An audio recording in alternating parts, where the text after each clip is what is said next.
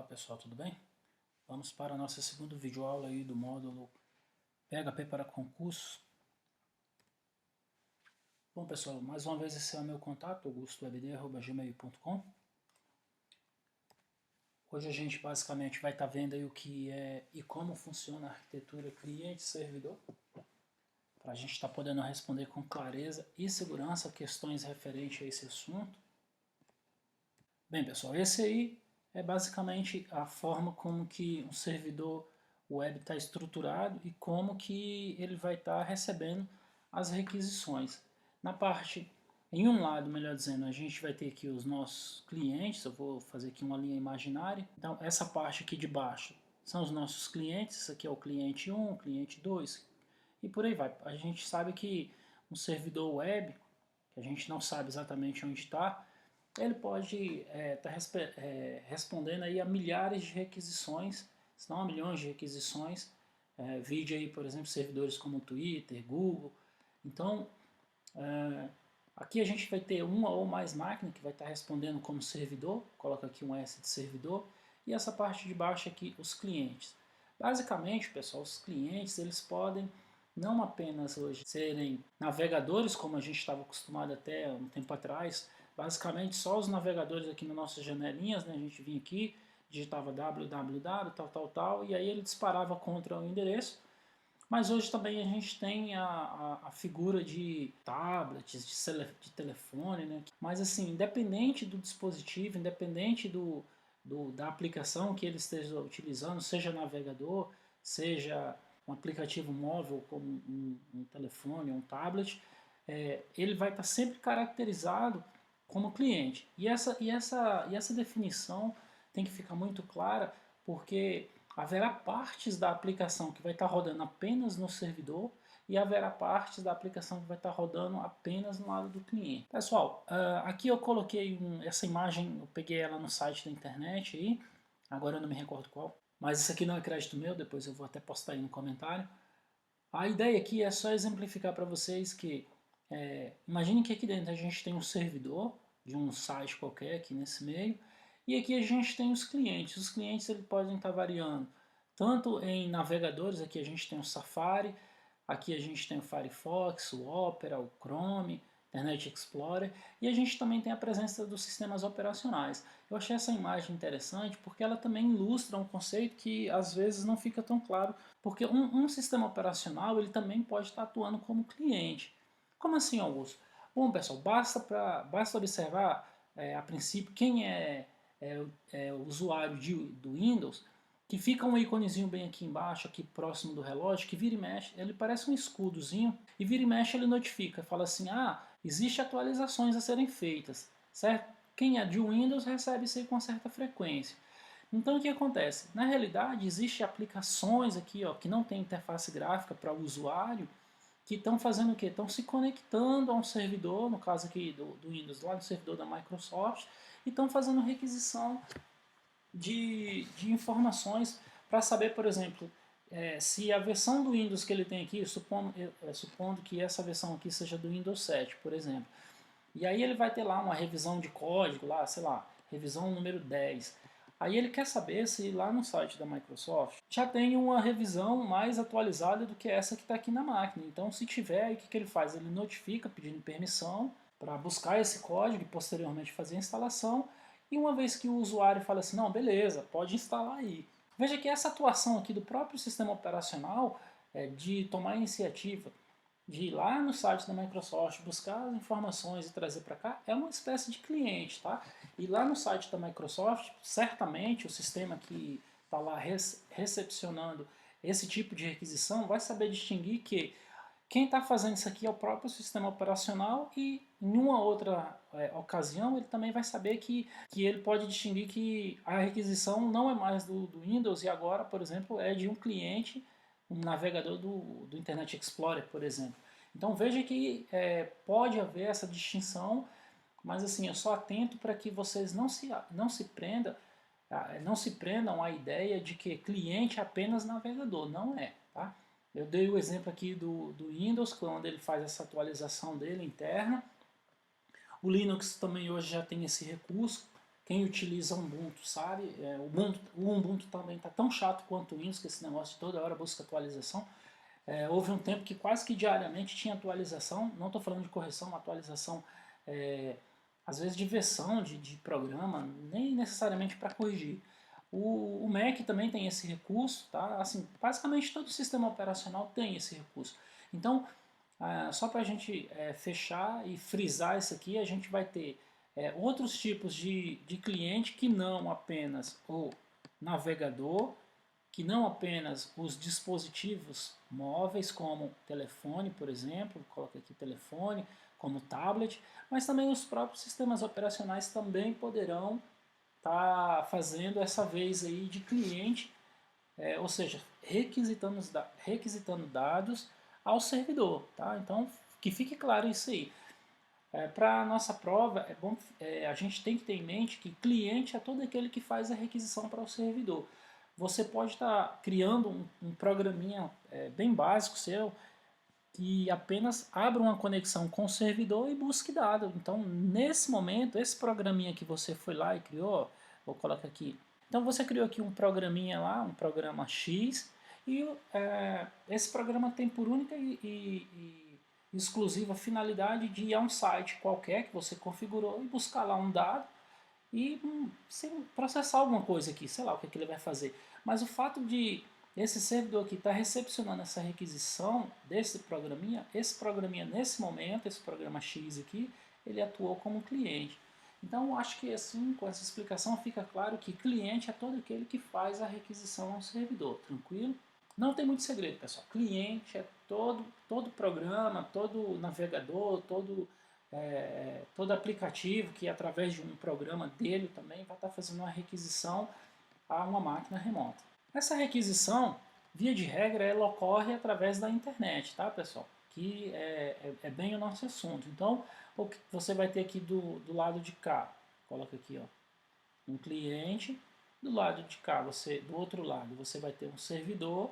E quando esse cliente ele dispara uma requisição para o servidor, esse meio aqui, ó, comumente é a internet, beleza? Bom, uma visão geral do que a gente viu até agora é que aqui em cima, ó, a gente tem um cliente, a gente tem um outro cliente, tem um outro cliente, e essa setinha vermelha, como eu acabei de falar para vocês, é o meio. O meio é o caminho, por assim dizer, pelo qual a informação é requisitada e é respondida, é recebida. Então, o servidor desse lado de cá, ele vai estar respondendo no mesmo meio que ele foi requisitado, tá bom? Então aqui a gente vai ver como que funciona um servidor web. Agora, vou voltar aqui esse slide. Ó. Note que nesse slide aqui, servidor, ele está apontando para uma máquina. Então, nessa máquina, a gente vai estar requisitando uma página e essa página está sendo gerenciada, por assim dizer, por uma aplicação. Então, o que acontece? Ora, o termo servidor ele vai estar se referindo a uma máquina, que é esse caso aqui, ó, e ora ele vai estar se referindo à aplicação que tem nessa máquina. Então, comumente, quando a gente chama uma página na internet, digita lá www, faz conta que isso aqui são os 3W, google.com.br, o que vai acontecer? Esse endereço aqui, ele vai, na realidade, ser traduzido para um IP, e esse IP vai apontar para uma máquina. Quando chegar nessa máquina, por a gente não ter especificado aqui qual que é a porta, veja que a gente não informou www.google.com.br 2.80, que esse aqui é o endereço completo de uma URL, né? Aqui essa parte a gente vai ter aqui a porta. Então, quando a gente omite essa porta, a gente está claramente dizendo que a gente está buscando nesse servidor aqui um conteúdo que vai estar disponível pela aplicação que está rodando na porta 80, ou que está escutando a porta 80. E essa aplicação comumente é um servidor web. E no universo dos servidores web, a gente tem o de código-fonte aberto, que é o Apache. Não tem apenas o Apache. Esse aqui é o de código-fonte aberto. Mas a gente tem o Microsoft Internet Information Server. E aí o que acontece? Como é que funciona um servidor web? Como eu falei no slide anterior, o cliente que vai estar aqui desse lado, ó, o cliente pode ser eu, pode ser você, pode ser qualquer pessoa, pode ser um aplicativo. Lembra que eu falei, que eu dei o exemplo de que um aplicativo também pode estar fazendo uma requisição, né? Então o que acontece? Ele pode estar fazendo uma requisição a um endereço, a um domínio, que lá vai ter um servidor web que pode ser tanto o Apache, como pode ser esse da Microsoft, enfim. Então aqui, quando ele bater nessa página, nessa máquina, ele vai informar, mesmo quando a gente não informa implicitamente, mesmo quando a gente não informa explicitamente, quando essa requisição bater na máquina onde tem o servidor web, ou seja, onde tem essa aplicação do servidor web rodando, ele comumente vai buscar a porta 80. Augusto, o que é a porta 80? Pessoal, vou fazer aqui um parênteses aqui, tá?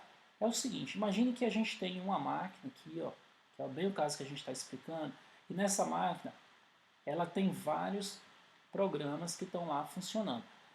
Aqui a gente tem um servidor web, eu vou colocar aqui, ó, SW. Aqui a gente tem sei lá, um servidor de FTP, coloca aqui servidor FTP. A gente pode ter, deixa eu lembrar um outro aqui, um servidor de DNS, A gente pode ter vários aplicativos funcionando nessa máquina aqui, ó, nessa máquina física aqui, ó, certo?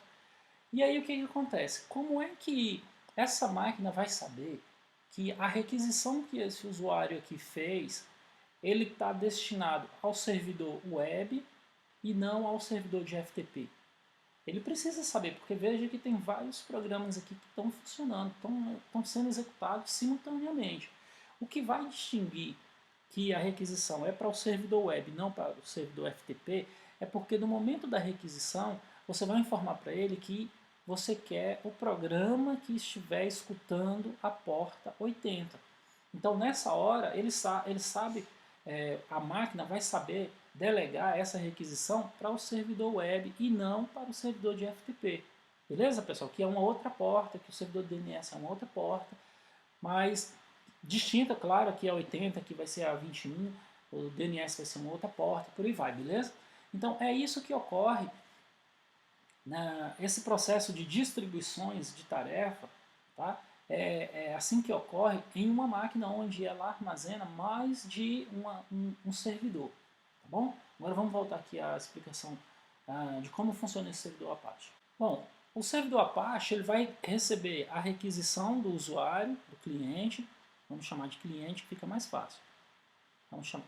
O cliente recebeu, ele dispara, né, a requisição, aí o Apache recebe a requisição, aí ele faz a seguinte análise. Essa requisição que eu acabei de receber, o conteúdo dela é puramente HTML? Aí ele vai e responde, não, não é HTML. Eu notei que existe alguma tag que não é HTML, é PHP. Não se preocupe com código agora, tá, pessoal? Isso aqui não é hora de a gente se preocupar com código. A gente tem que entender bastante aqui esse conceito aqui. Então, o servidor Apache ele detecta que o conteúdo que foi solicitado para ele não é composto apenas de HTML. Então, o que é que ele faz? Aí, supondo que ele detectou que o conteúdo solicitado é um conteúdo PHP. Então, o que é que ele faz? Ele momentaneamente, naquela requisição ali, né, ele vai delegar o processamento para o PHP. O PHP, por sua vez, ele vai processar o que tiver que processar.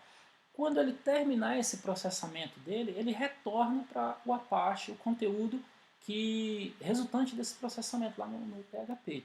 O usuário faz a requisição para o Apache pergunta, o que você está requisitando? É apenas HTML? Se a resposta for não, e no nosso caso, sendo PHP, aí ele fala assim, olha PHP, processa o que você tem de processar aí e depois você me entrega. Aí o PHP ele vai e faz o processamento necessário que tiver. Nesse processamento necessário tá incluído aí várias coisas. Vou citar algumas, por exemplo, enviar e-mail, ele pode estar enviando e-mail, ele pode estar acessando banco de dados, ele pode estar abrindo um arquivo, tá? ele pode estar simplesmente buscando uma data do servidor naquele momento, ele pode estar fazendo qualquer coisa, ele pode estar fazendo um processo de enviar uma sonda espacial para Júpiter, sei lá, enfim, ele pode estar fazendo qualquer coisa. E ao final desse processamento, aí ele fala para o Apache, olha, o que eu tinha para processar já processei e pega aí o conteúdo que é puramente estático. Aí o Apache vai e faz a seguinte pergunta novamente para ele mesmo. Opa, o conteúdo que ele processou, que o conteúdo foi solicitado, e juntando com o que o PHP me retornou aqui, é apenas HTML? Se a resposta for sim, aí beleza, ele vai e entrega esse conteúdo de volta para o usuário, e o usuário vai e faz o quê? Ele vai visualizar esse conteúdo em seu navegador. Pessoal, é bom ficar claro que nesse contexto aqui, ó, o conteúdo HTML, tá, engloba também o ponto .js, engloba o CSS, engloba os Flash FL, FLV e por aí vai. Como assim, Augusto? JavaScript é JavaScript, HTML é HTML e Flash é Flash. Ah, e ainda tem mais os applets que hoje não estão tão usual, mais assim para dispositivo de segurança, quando a gente entra, por exemplo, no site de um banco, a gente dispara uma applet lá, enfim. Isso aqui é uma classe Java, eu sei, tenho consciência disso, pessoal, não precisa dar um pulo aí já ir para os comentários falando, ah, não tem nada a ver. Bom, pessoal, o que a gente precisa entender aqui é o seguinte, ó, imagine da seguinte forma, a gente está trabalhando com PHP, aí o Apache pergunta assim, o conteúdo que foi solicitado é apenas HTML? Ou é apenas HTML com JavaScript? Ou é apenas HTML com CSS? Ou é apenas HTML com Flash? Ou é apenas HTML com applet? Porque se for, você pode retornar, pode dar meia volta aqui e entregar para o usuário. Agora, se o conteúdo que foi solicitado tiver um bloco de PHP, aí você entrega para o PHP e aí ele vai processar. Uai, Augusto, e por que ele não faz isso com JavaScript e com CSS? Pessoal, muitíssima atenção nessa hora. Muitíssima atenção. O conteúdo JavaScript ele não é interpretado do lado do servidor. Ó. Aqui tem uma linha imaginária. Tudo que tiver daqui para cá é do lado do servidor. Tudo que tiver daqui para cá é do lado do cliente, pessoal. Cliente, ó, tá vendo? É o cliente que está solicitando, então aqui a gente tem cliente, beleza? Essa minha mesa digitalizadora ela é um saco. Tem hora que ela escreve direito, tem hora que eu escrevo e ela demora para renderizar. Mas enfim, vamos lá. Então, só recapitulando aqui, ó, dessa linha imaginária para a direita, todo esse lado aqui ó, chama execução do lado do servidor.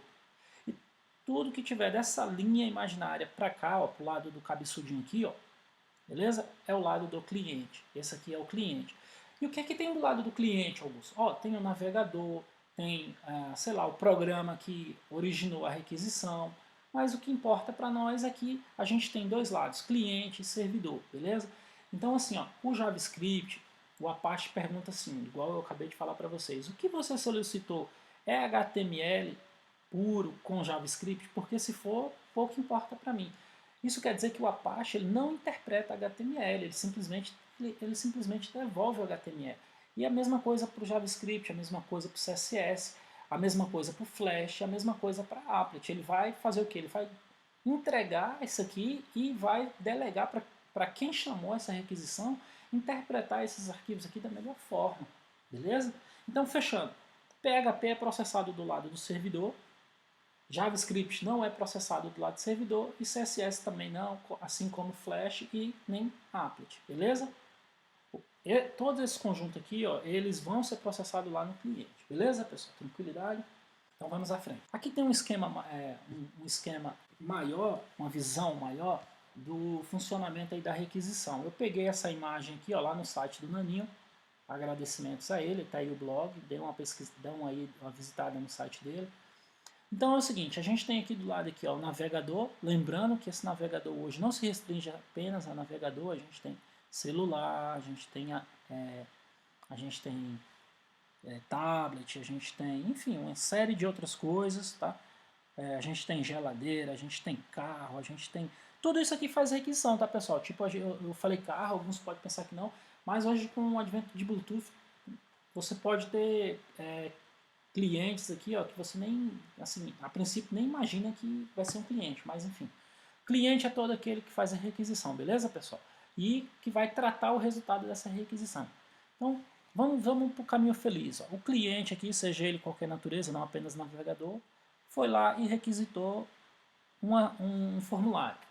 Aí o que acontece? Essa requisição comumente é pelo HTTP ou pelo HTTPS. Esses protocolos para nós agora não importam. Mais à frente a gente vai estudar esse HTTP e HTTPS. Essa requisição bate aqui numa máquina física, também chamada de servidor, e nessa máquina física vai ter um programa que é o nosso servidor web. Esse servidor web, ele vai fazer aquele processo que eu acabei de descrever. Ele vai perguntar o seguinte, olha, o que você solicitou é um script PHP ou contém um script PHP? Se a resposta for verdadeira, aí ele vai mandar aqui para o interpretador PHP, que é o PHP propriamente dito.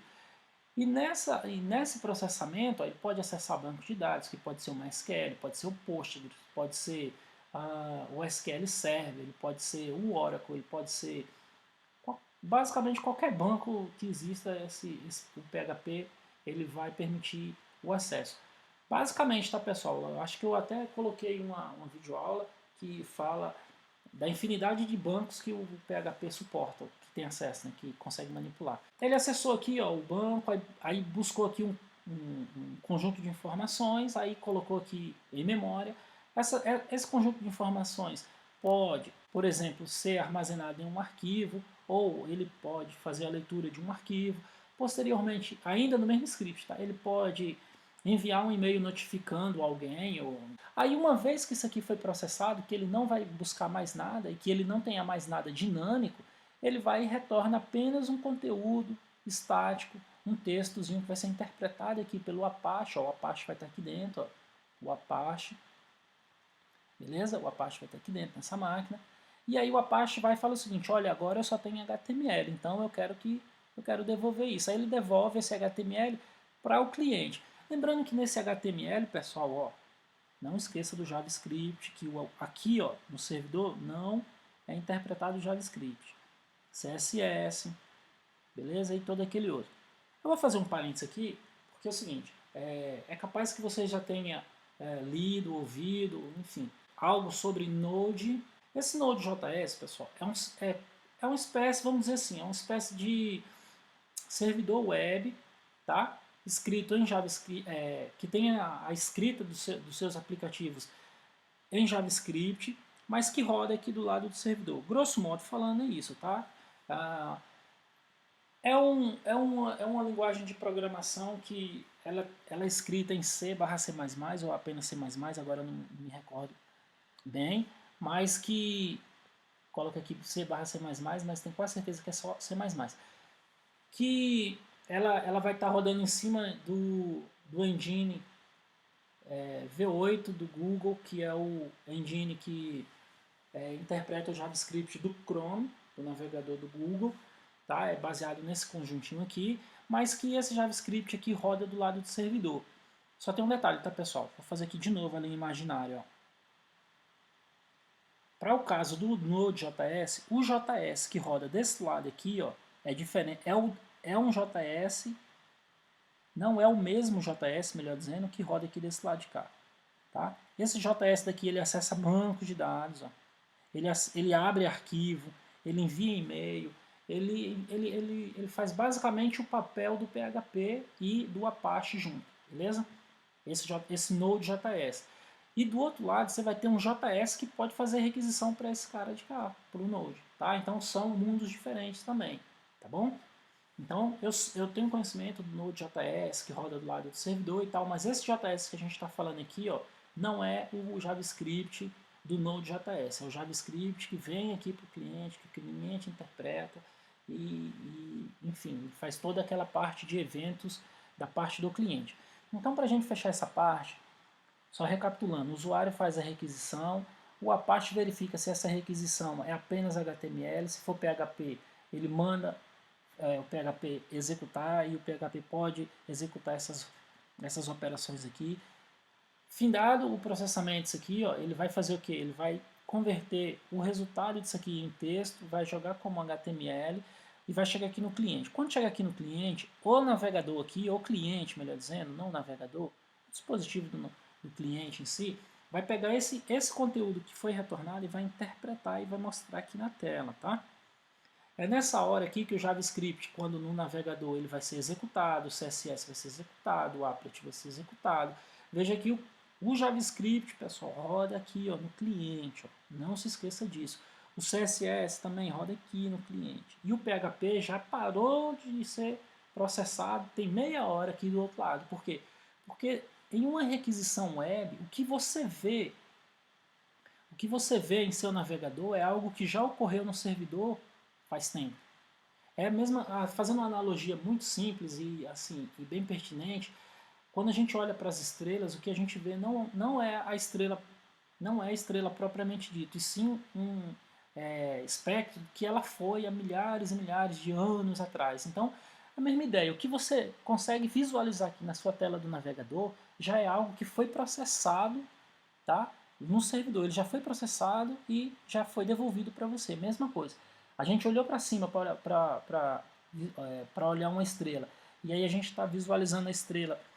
Aquilo ali já ocorreu. A mesma coisa é aqui, ó. O que você vê aqui no cliente atual não é o que está sendo processado no servidor, é o que já fora processado no servidor, beleza? Então, para a gente finalizar essa aulinha aí, vamos para uma questão. Aí ele fala assim, ó, um servidor web que interpreta páginas em PHP é denominado, aí ele coloca aqui, ó, Internet Information Server, tem o JSTL, tem o NetBeans. NetBeans aqui é um editor Apache, esse JSTL aqui eu não tenho nem ideia do que seja, enfim. Aí nós temos o Apache e temos o Netscape. Bom, pessoal, para quem é antigo aí nessa área de web, vai lembrar que existe um servidor web da Apache, tá? Mas ele não é específico para o... Desculpa. Vai ter um servidor web da Netscape, né? Netscape, para os mais novos, vai associando ao navegador, porque talvez tenha pego o Netscape apenas como navegador, tá? Depois vocês procuram lá, Guerra dos Browsers, Internet Explorer versus Netscape. E aí vocês vão ver lá, tem uma história bem bacana, bacana não para Netscape, né? Bacana assim da gente ter esse conhecimento, mas enfim. Então aqui, ó, como a gente viu, a gente sabe que ele está falando que um servidor web, a gente tem aqui, ó, como servidor web, 3 possíveis candidatos, tá? Esse aqui, Netscape e Apache. 4 se esse JSTL for um, eu nem sei o que é isso aqui, mas enfim.